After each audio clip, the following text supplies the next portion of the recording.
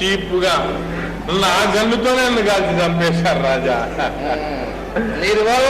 అదే కాల్చి చంపేశారు. అయినా రాజా సూసైడ్ చేసుకోవడానికి నేను ఈ కొంపకెళ్ళి సూసైడ్ ఎందుకు చేసుకుంటా రాజా? హైదరాబాద్ లో సూసైడ్ స్పాట్లు తక్కువైనాయా?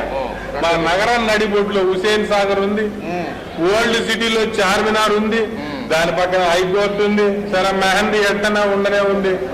ఆ పక్కన మూసీలో 3 నిమిషాలు నిల్చుకుంటే 4వ నిమిషం మార్చర్లు తేలవా?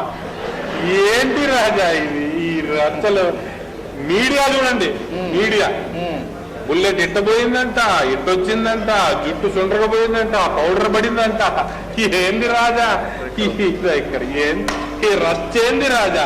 అసలు వీళ్ళ మాటలు ఏంటా అంటే మీ కత్తో గంటకు రెంటిండి వీళ్ళు నేను వెళ్ళి సమస్యను. అదే నాయన ఇది ఏదో ఇంద్రుడు నాకు గిఫ్ట్ గా ఇచ్చింది నాయన, నీకు పనిచేయదు, ఇది పనిచేయదు. చూడు ఒకసారి పట్టుకు చూడు, మరి ఏం గట్టగానే పడింది, పావులా ఉంది. అంతే నాయన, మా శక్తులు మాకుంటాయి. ఏం ప్రశ్న నీకు చెప్పు నాయన. ఏంటి రాజా నాకు ఒక మెయిన్ డౌట్.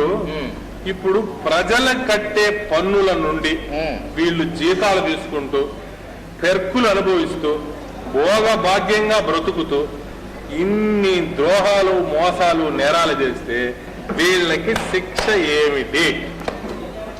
వీళ్ళు చేసే తప్పులు తెలిసి కూడా ప్రభుత్వము నోరు మెదపకుండా ఉందంటే ఎందుకు? తెలిసి ఈ ప్రశ్నలకి మీరు కూడా తెలిసి సమాధానం చెప్పకపోతే కాలు పట్టుకొని చెప్పేదా బదులు ప్లీజ్.